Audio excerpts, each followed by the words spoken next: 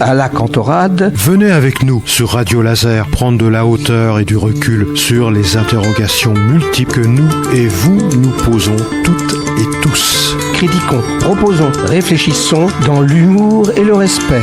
Explorez pendant un mois, chaque semaine, un sujet pertinent avec toujours un invité expert. Quand j'étais petit, comme tout le monde, avec mon grand-père dans le Berry, je regardais le ciel. Et je regardais le ciel, les étoiles, on parlait, on rêvait, on faisait de la poésie, on parlait de la vie peut-être ailleurs, etc., etc. Ça, je crois que tout le monde l'a plus ou moins vécu dans son passé. Et donc là, on est tout à fait heureux d'accueillir Bruno Mauguin. Alors, Bruno est responsable avec Priscilla Abraham, il est responsable donc du planétarium de l'espace des sciences, qui en soi est un organisme qui apporte beaucoup à la vulgarisation scientifique avec de belles expositions, des beaux exposés, une belle revue aussi qui s'appelle Science Ouest également, des belles conférences donc. Et je crois que Bruno, tu as commencé, je me permets de te tutoyer parce qu'on se connaît un petit peu, tu as commencé très tôt à t'intéresser à l'astronomie. Comment ça s'est passé ? L'histoire a démarré avec l'homme qui a marché sur la Lune. Mais j'avais 6 ans et un soir, on faisait du camping avec mes parents. Et un soir, j'avais besoin d'aller faire pipi, tout simplement. Et on me dit, va dehors, il y a ton père qui est dehors, il faisait nuit. Et quand je suis allé dehors, il était avec un tube blanc en train de regarder la Lune. Et il y a une semaine auparavant, on m'avait réveillé vers 4 heures du matin pour regarder 2 fantômes bouger à la télé. Et on m'a dit, ils sont sur la Lune. Et dans ma tête, tout se mélangeait parce que j'avais reçu l'album de Tintin, On a marché sur la Lune. Donc je me disais, mais Tintin y est allé déjà avant. Et à partir de là, quand j'ai vu mon père regarder la Lune, j'ai commencé à poser des questions. Mais la Lune, c'est loin, c'est gros, il faut combien de temps pour y aller ? Et j'ai mis le doigt dans quelque chose qui continue encore aujourd'hui, quoi.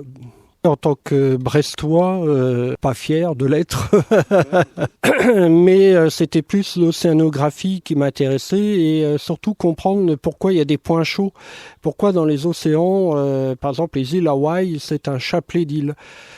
Et puis un jour, le prof de géologie nous dit mais des volcans de type hawaïen, il y en a ailleurs que sur Terre. Et là, j'ai fait oh là. Là, je décolle et je veux aller voir, je veux comprendre. Et donc, je suis allé faire mes études après à Rennes, puisqu'il y avait un cursus astronomie astrophysique qui venait. Voilà, exactement. Et puis après, j'ai continué à l'observatoire de Strasbourg avant d'être embauché au planétarium de Pleumeur-Baudou, près de Lannion, Perros-Guirec. J'étais animateur conférencier et je faisais des séances de planétarium dans différents domaines de l'astronomie. Et puis il y a eu la chute du mur de Berlin, les équipements étaient d'Allemagne de l'Est. Oui, les équipements étaient d'Allemagne de l'Est et les pièces détachées ont commencé à être rares. Puisque l'Allemagne de l'Est a rattrapé son retard technologique. Et donc, il a fallu changer de planétarium. Et du coup, avec Priscilla Abraham, Claude Ganter, qui est parti aux États-Unis, et moi, on n'y connaissait rien. On est en 97. On n'y connaissait rien en informatique, mais on s'est dit, un ordinateur, c'est une machine à calculer. Les calculs, nous, on sait faire. Et à partir de là, on a mis au point le planétarium numérique, sans le vouloir. C'est un planétarium qui n'utilise plus aucune mécanique, plus d'appareils électromécaniques, qui fonctionne d'emblée en mettant des moteurs électriques, des lentilles, des ampoules à changer, des roues dentées qui cassent. Il n'y avait plus rien. Radio Laser, 95.9 FM. Radio Laser. Brièvement, si on prend les tables stellaires et on les convertit tout de suite, on a fait appel à 3 informaticiens et à chaque fois on est tombé sur un résultat qui n'était pas bon. Et pourtant, le ciel était juste. mais parce que nos yeux, en fin de compte, ne voient pas les choses de la même manière que la technique. Et c'est là qu'on s'est rendu compte qu'il fallait trafiquer, en fin de compte, tout le rendu pour pouvoir s'approcher à quelque chose que l'on a l'habitude de voir. Et ça a été la première grosse difficulté. Il y en a eu d'autres, mais pour que le ciel ait une apparence soit lisible, comme on a l'habitude de le voir la nuit, il a fallu modifier tous les paramètres de luminosité des étoiles. On les respecte, tout ce qu'on voit est juste, mais n'empêche que pour que ce soit juste, il a fallu tout trafiquer. Alors ils utilisent une autre technologie, une ancienne technologie qui vient d'Allemagne, et je pense que bientôt ils vont peut-être changer leur matériel. Voilà, ce qui me paraît important, c'est pas vraiment moi, mais c'est plutôt les images que je vais montrer ou essayer de montrer s'il n'y a pas trop de lumière dessus, parce qu'en astronomie, on travaille beaucoup dans le noir, très peu dans la lumière. Et on a tous, comme disait Bernard, levé les yeux vers le ciel et regardé les étoiles et on se pose des questions, c'est quoi tout ça ? Et moi, je vais vous parler d'une partie de ce que l'on voit là, c'est l'espèce d'arche lumineuse qu'on appelle la Voie lactée. Alors pourquoi on l'appelle la Voie lactée ? Quelle est l'origine de la Voie lactée ? Parce que souvent on ne sait pas. C'est en rapport avec la mythologie grecque. Voilà donc une peinture de Bruegel qui montre Zeus complètement sur le côté gauche. Zeus avait une femme qui s'appelle Héra. Mais il eut plusieurs maîtresses, au moins 14, avec qui il aura une vingtaine d'enfants. Avec l'une d'entre elles, Alcmène, il va obtenir un fils qui s'appelle Héraclès. Héraclès, étant né d'une mortelle, il est mortel. Mais Zeus voudrait le rendre immortel. Et il profite d'un soir où sa femme s'assoupit plus tôt que d'habitude pour aller chercher l'enfant dans la maison d'à côté et le déposer le long du corps d'Héra. Et l'enfant ne va pas tarder à trouver les seins d'Héra et se met à téter goulûment. Il a une force formidable, cet enfant. Mais il est tellement fort qu'il va finir par réveiller Héra avec une forte douleur à la poitrine. Du coup, Héra se réveille, voit qu'elle donne la tétée à un enfant tout à fait légitime et qui, parce qu'il est allaité par Héra, et va devenir immortel. Et ça, elle ne veut pas. Donc elle va essayer gentiment de l'enlever de son sein une première fois. Mais elle se rend compte que l'enfant, il s'y accroche très fort, quoi. Donc elle met un peu plus de conviction. Une deuxième fois, elle essaye de l'arracher de son sein. Rien à faire, l'enfant s'agrippe très fortement. Donc là, elle comprend qu'il faut y aller énergiquement. Et à la troisième fois, elle finit par arracher cet enfant de son sein, mais il y a toute une giclée de lait qui se répand dans le ciel.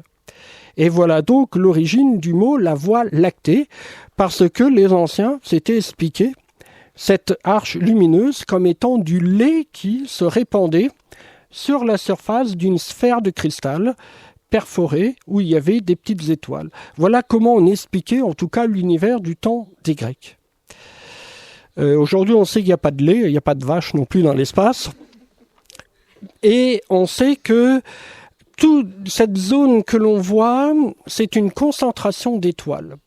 Il faut attendre à peu près la période de la Révolution française, un tout petit peu avant, pour que William Herschel fasse une première carte de la Voie lactée. Alors pour nous aujourd'hui, ça paraît insignifiant, mais cette carte, c'est la première fois qu'on a des points et qu'on part du principe que les étoiles ne sont pas sur une sphère, mais sont dans une sorte de volume qui est un petit peu plat et qui n'a pas une forme, on va dire, telle qu'auraient défini les dieux, du moins ce que pensaient les hommes autrefois, où tout devait être magnifique, beau.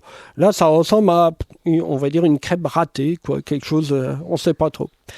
Mais vous voyez, il y a un point très brillant qui est au milieu, c'est le soleil. Eh bien, cette notion-là va durer jusqu'à il y a encore un siècle. C'est-à-dire qu'il y a un siècle, on pensait que nous vivions dans un univers de ce type-là, avec des étoiles, puis autour, il y a un noir, c'est l'univers. Alors, là où il y a le point très brillant, bien entendu, c'est nous, on occupe le centre de l'univers, c'est évident. avec le Soleil et les 8 planètes principales. La planète Pluton n'existait pas encore il y a un siècle. On savait, quand je dis n'existait pas, n'était pas dans notre connaissance, bien sûr. Donc le Soleil, les 8 planètes principales. Et puis, avec les télescopes, on a vu qu'il y avait des paquets d'étoiles. Donc, c'est pas homogène. Contrairement à ce qu'avait montré William Herschel, où il y a des points qui sont presque espacés les uns avec les mêmes distances. En fin de compte, on va se rendre compte qu'il y a une diversité dans la Voie lactée. Il y a des paquets d'étoiles, il y a des nuages dits interstellaires, donc des grandes nébuleuses. Mais il y a aussi des nébuleuses plus petites, alors on va les appeler des nébuleuses planétaires, parce que les télescopes n'avaient pas encore la qualité d'aujourd'hui.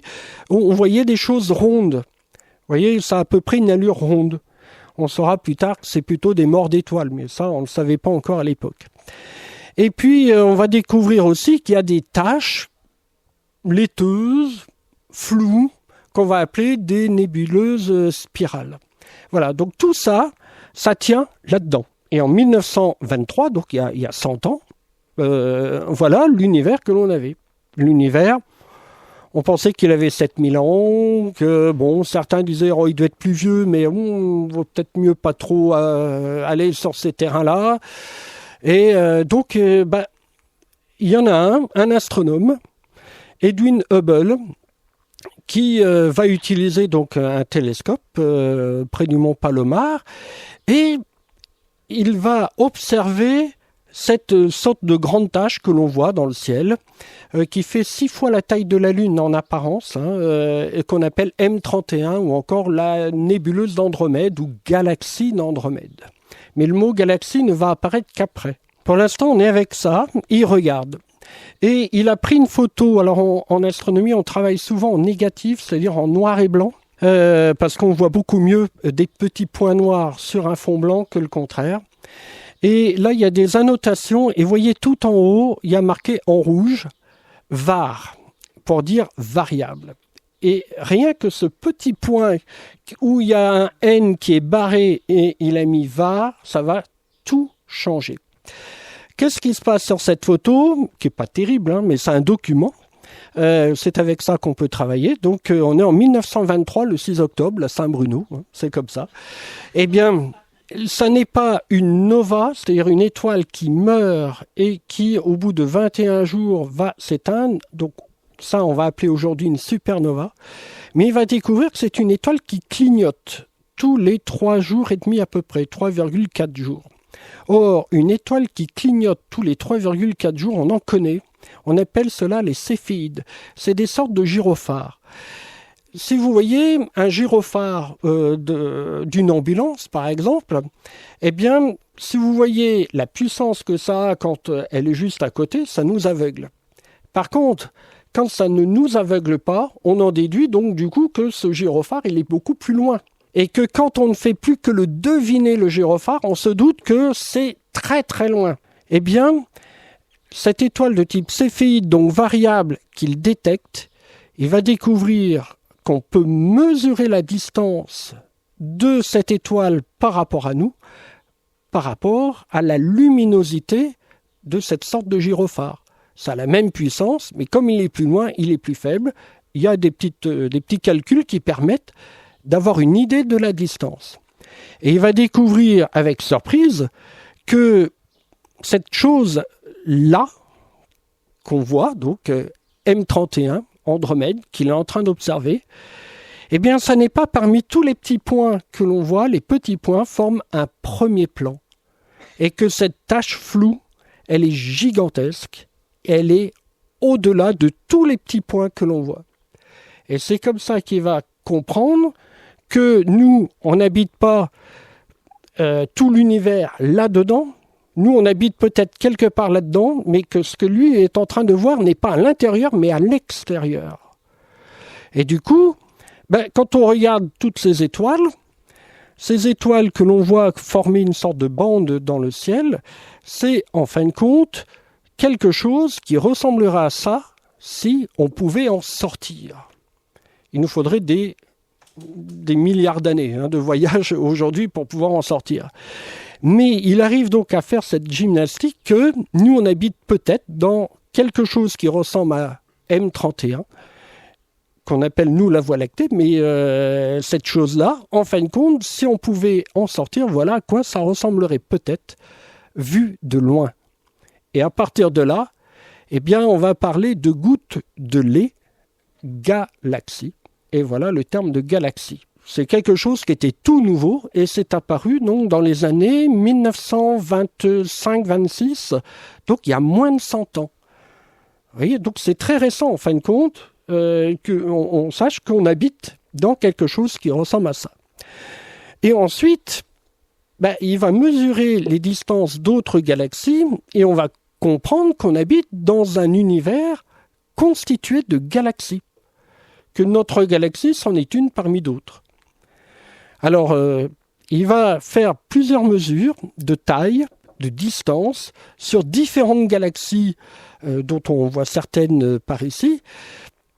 Et il va se rendre compte que on peut les classer selon des familles. Pour vous donner une analogie, c'est un petit peu comme si on était un écureuil dans un arbre. Et puis, on a l'impression que notre arbre, c'est l'univers dans lequel nous vivons. Et puis un jour, on découvre que, mais entre 2-3 feuilles, là, tiens, on voit une boule là-bas au loin. Et cette boule, c'est pas une boule de gui, c'est au-delà de notre arbre. C'est un autre arbre. C'est une autre galaxie. Et on va découvrir que, on en voit d'autres. Et puis il y en a qui ont plutôt l'allure de peuplier, d'autres de châtaignier, d'autres de sapin. Et c'est par analogie qu'on va finir par comprendre que notre propre galaxie ressemble à une galaxie spirale et non pas une galaxie quelconque. En tout cas, lui, il va faire un classement, mais qui n'est pas une évolution. Tout comme un sapin ne peut pas devenir un chêne ne peut pas devenir un châtaignier. Pour l'instant, il découvre cela et il fait tout ça entre 1926 et 1930. Il essaye de comprendre, bien entendu, cet univers tout nouveau qu'on est en train de découvrir. Donc, tout est classé en gros de cette manière. Il y a 3 grandes familles de galaxies. Il y en a même une 4e. Donc, il y a les elliptiques complètement à gauche sur notre schéma, les spirales en haut et les spirales en bas qui représentent à peu près 80%, 85% des galaxies dans l'univers. Et puis il y a les irrégulières complètement à droite, qui sont, on ne sait pas quoi, enfin des paquets d'étoiles en tout cas, c'est des galaxies. Mais alors pourquoi ces galaxies ont cette allure ? Est-ce qu'une galaxie passe d'un stade à un autre ? On n'en sait rien. Comme quoi il y a encore des choses à apprendre et à découvrir pour les générations à venir. Alors il va faire un autre constat aussi, il va être très surpris, c'est que quand il mesure les distances des galaxies, il va se rendre compte que plus les galaxies sont loin de nous, plus elles donnent l'impression de partir vite. Et là, il est surpris. C'est comme si tout le monde nous fuyait, en gros. Comme si, on avait la peste, le choléra, et alors plus on est loin de nous, plus on part vite. Et donc il va en parler, il va se dire, mais c'est bizarre, on vit dans un univers qui apparemment n'est pas statique, comme on le croyait, mais un univers dynamique, qui bouge. Et vu les mesures qu'il fait, il y en a d'autres scientifiques qui vont plancher aussi dessus, qui vont l'aider, et il y a un Belge, le Chanoine Lemaître, qui va comprendre que si on fait tous les calculs à l'envers, l'univers dans lequel nous sommes, autrefois, était beaucoup plus petit, beaucoup plus chaud, beaucoup plus dense, beaucoup plus compact que maintenant. Et en 1930, il va dire, c'est étrange, c'est comme si l'univers était né d'un grand boom. Alors ça fait rire les Américains, qui eux traduisent grand boom par Big Bang, et aujourd'hui encore, on en entend parler du Big Bang. C'est-à-dire qu'en 1930, on vient de comprendre que l'univers semble être né d'un endroit et qu'il s'est agrandi brutalement. Alors on va chercher l'endroit, mais on va comprendre que, en fin de compte, nous sommes tous au centre de l'univers. Exactement comme chacun d'entre nous, on a l'impression d'être au centre de l'environnement dans lequel on est. Il n'y en a pas un qui peut dire c'est moi qui suis au centre. Non, parce que le voisin d'à côté peut dire c'est moi qui suis au centre. Donc il faut comprendre que dans l'univers, c'est exactement la même chose. Alors, j'essaye de transmettre des notions qui sont très complexes, le simplifier au maximum, mais il faut comprendre qu'on est dans une sorte d'explosion et que quand on est dans cette sorte d'explosion, on est dedans, on n'est pas à l'extérieur. Donc on est au centre de l'explosion. Inutile de vous dire que cette théorie du Big Bang a fait rigoler plus d'un, mais les calculs ont montré que les galaxies évoluent dans un univers dynamique. Et il faudra attendre, je dirais, les années 50 pour commencer à avoir des preuves que l'univers est bien dynamique. Mais il y a un télescope qui, lui, va marquer l'histoire de l'astronomie, c'est le télescope Hubble. Le télescope Hubble a été lancé en 1990 et il avait pour but d'arpenter l'univers. C'est-à-dire d'essayer de mesurer la taille, la dimension de l'univers et donc d'avoir une idée de son âge. Comme ça, on peut savoir beaucoup plus de choses sur la dynamique, l'organisation de l'univers. Alors, grâce à ce télescope, on a vu l'univers comme jamais on l'a vu. Donc là, je vous montre quelques photos de galaxies, mais il a pris d'autres photos, mais notre thème, c'est les galaxies aujourd'hui. Donc voilà différentes images qui pour nous paraissent aujourd'hui tout à fait normales de les voir, mais c'est extraordinaire. Quand c'est sorti en 1993-94, quand on a vu ces images-là, on a vu des étoiles qui étaient à l'intérieur des autres galaxies. On a pu regarder de plus en plus loin dans l'univers. Et on est passé de l'idée qu'il y avait à peu près 10 milliards de galaxies dans l'univers, quand le télescope a été envoyé dans l'espace, à 100 milliards. On a même commencé à se dire, il y en a même peut-être un peu plus, il y a peut-être 200 milliards de galaxies. Aujourd'hui, on est plutôt près des 2000 milliards. Et c'est pas fini. C'est-à-dire que plus on regarde, plus on découvre qu'il y a des galaxies et que l'univers est constitué de galaxies. Alors c'est joli, hein. Et donc, nous, notre galaxie doit ressembler à quelque chose comme ça, quelque part dans l'univers. Alors, une galaxie, c'est quoi ? Eh bien, c'est un énorme paquet d'étoiles où il y a à peu près 100 milliards d'étoiles en moyenne dans une galaxie. La nôtre, on pense qu'il y en a à peu près 400 milliards. Donc, ça veut dire qu'elle fait plutôt partie des grosses galaxies. C'est pas la plus grosse, hein. On a trouvé encore plus gros que nous, hein, mais bon. On voit qu'on n'habite pas du tout au centre, mais on habite, on va dire, dans la banlieue, quoi. On n'est pas non plus à l'extérieur, on est content, on est dans la galaxie. Une galaxie a donc des étoiles, a des nébuleuses de gaz, et il y a des exoplanètes qui tournent autour des étoiles. Pas toutes les étoiles, il y a certaines étoiles qui ont des planètes et d'autres qui n'en ont pas. Il y a aussi des sortes d'amas d'étoiles, on appelle ça des amas globulaires qui fourmillent par rapport au centre galactique, un peu comme des abeilles, hein, si on veut. C'est un petit peu l'idée, vu le schéma. Et on constate qu'à l'intérieur de ces galaxies, il y a plein de choses qui se passent, et entre autres des naissances d'étoiles. Il y a un brassage, et il y a des galaxies qui vont former plus d'étoiles que d'autres. Donc on s'est dit, peut-être qu'une galaxie finit par mourir quand elle a toutes ces étoiles qui meurent. Et parce que les étoiles ont une durée de vie, hein. Ça se compte en milliards d'années, millions d'années pour les plus massives. Mais on a fait une autre constatation, c'est que les galaxies peuvent mourir aussi, non pas parce que les étoiles meurent, mais parce qu'elles dansent entre elles. Si dans l'univers, nous avons une expansion de l'univers, donc un univers qui s'agrandit, il faut imaginer un peu comme un cake avec des fruits confits à l'intérieur. Et ces fruits confits vont effectivement se déplacer dans un volume qui va gonfler dans le four, mais de temps en temps, il peut y avoir un fruit qui se rapproche d'un autre. Eh bien, on a le même phénomène pour les galaxies. Et quand les galaxies dansent, donc on les voit, elles sont en interaction entre elles, figurez-vous que quand elles dansent, c'est pas bon du tout pour elles. C'est la danse de la mort. Et quand on fait les mesures, vous avez notre galaxie Andromède qui avait donc servi pour Edwin Hubble pour avoir une idée de ce à quoi ressemble notre galaxie. Donc on la voit en haut à gauche et à droite on a notre propre galaxie.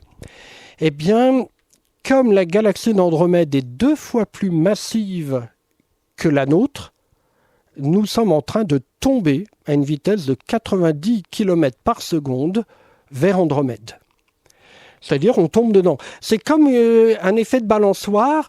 Quand vous faites de la balançoire, si vous n'en faites pas, allez dans un jardin public, vous poussez les enfants, vous mettez dessus, vous essayez, vous faites une expérience. Vous allez voir que le plus lourd va être en bas, le plus léger va être en haut, et heureusement, il y a de quoi s'accrocher pour éviter de glisser vers celui qui est lourd. Eh bien, il n'y a pas, hélas, de quoi s'accrocher entre nos galaxies, et donc on plonge tranquillement, mais sûrement, vers cette fameuse galaxie d'Andromède. Pour ceux qui auront la chance de reprendre un ticket plus tard pour voir à peu près à quoi ça va ressembler dans 3 milliards d'années, eh bien, vous aurez la Voie lactée et la galaxie d'Andromède en gros plan. Les deux vont rentrer en interaction et notre propre galaxie va disparaître, absorbée par la galaxie d'Andromède. Radio Laser, 95.9 FM. Radio Laser. Je tiens à vous rassurer, notre propre galaxie a déjà absorbé plusieurs autres galaxies depuis qu'elle existe.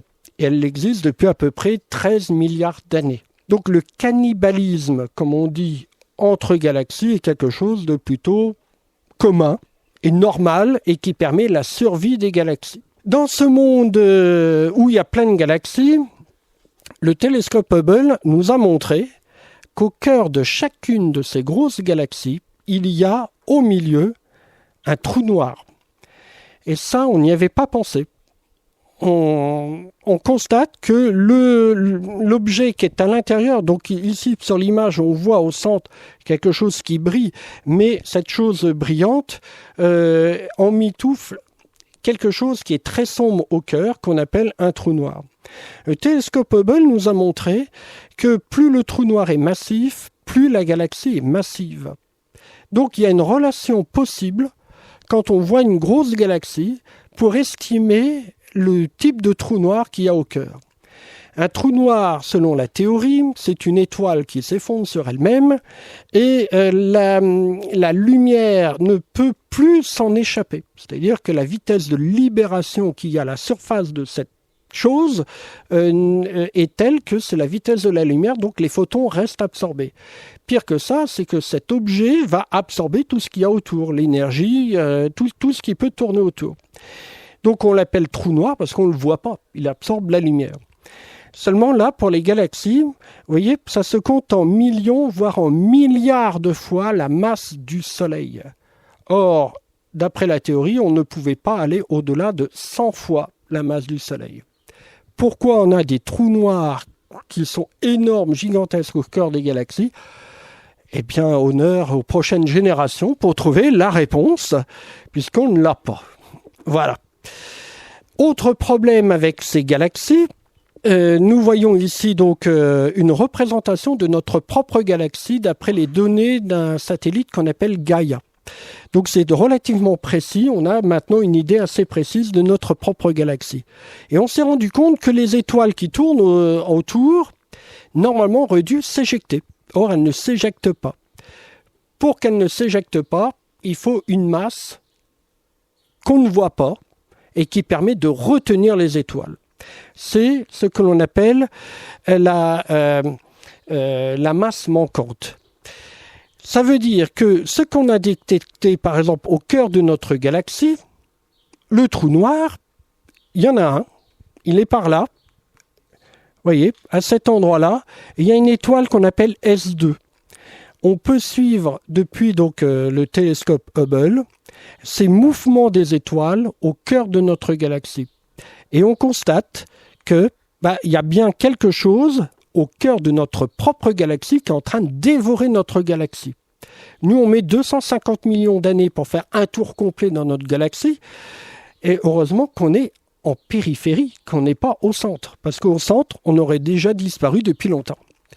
Et on peut suivre donc la vitesse, c'est de l'ordre de 8000 km par seconde. Donc en 2 secondes, les étoiles qui passent près du trou noir ont traversé la Terre, vous voyez. On est dans des conditions où la physique devient ce qu'on appelle quantique, c'est-à-dire dans des conditions qu'on ne peut pas reproduire ici sur Terre. Et voilà donc une photographie du trou noir de notre propre galaxie. En vrai, ce qu'on voit, c'est un beignet de matière et de gaz, surtout, de plasma pour être exact, qui tournoie autour de ce trou noir qui est tout à fait au centre et qui aurait la taille même pas d'un grain de farine sur cette image. Donc on ne voit pas le trou noir, mais on voit l'environnement très proche du trou noir. Et voilà, si on pouvait y aller un peu comme Interstellar, voilà un peu ce qu'on verrait, sauf qu'on serait déjà complètement irradié de partout, voire même parti en lumière, avant même de voir une chose pareille. Donc, au cœur des galaxies, il y a des trous noirs qui retiennent les étoiles, mais ça ne suffit pas. Et le télescope Hubble a pu photographier dans le milieu intergalactique cette sorte de grand beignet noir que l'on voit qui se détache un peu du fond bleuté. Et ça veut dire donc que la matière noire, ça existe et ça représente, un peu comme un iceberg, 90% de la masse d'une galaxie. C'est-à-dire quand vous voyez un iceberg, vous voyez que 10% du glaçon, le reste est sous l'eau. Eh bien, en fin de compte, quand on voit une galaxie, on ne voit que 10% de ce qu'elle est vraiment.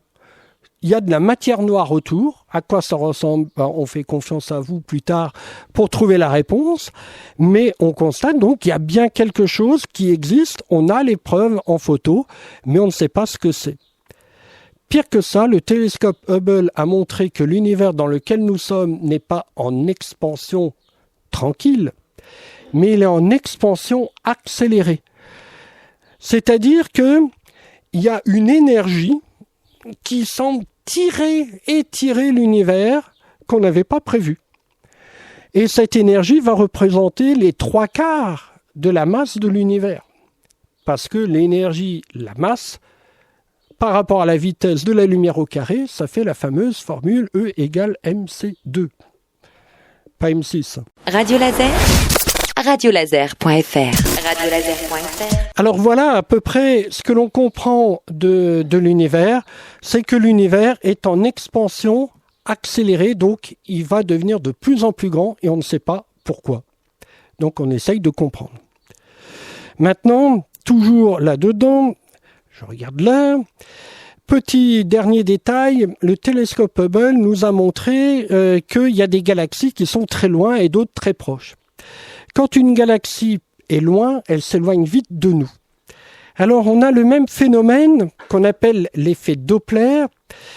C'est le redshift pour ceux qui connaissent, c'est-à-dire que quand un objet s'éloigne de nous, eh bien on va dire il aura tendance à rayonner plutôt dans le rouge. S'il s'approche de nous, ça va plutôt être vers le bleu. En vrai, il rayonne ni dans le rouge ni dans le bleu, et lui il rayonne normalement, sauf que parce qu'il bouge, eh bien, nous sommes dans un univers où tout objet qui émet quelque chose crée une déformation.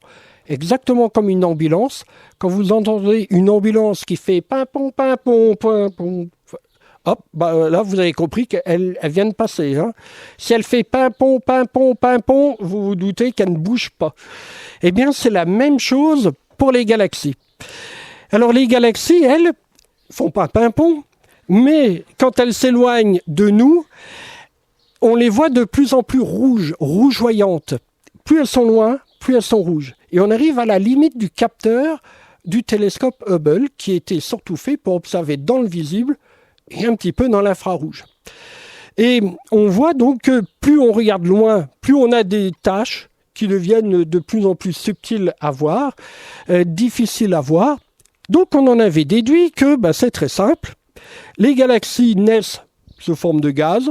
Ça s'échauffe, donc c'est normal qu'il faut aller regarder plutôt dans l'infrarouge. Ça se condense, ça se concentre et ça forme les galaxies qu'on connaît aujourd'hui. Voilà, On était très contents. Et puis il y en a qui se sont dit, mais si on faisait un télescope qui permet d'aller voir dans l'infrarouge, on verrait du coup les briques élémentaires des galaxies en train de se former. Donc on a envoyé ce fameux télescope, le James Webb Telescope, situé à peu près à 1 500 000 km de nous.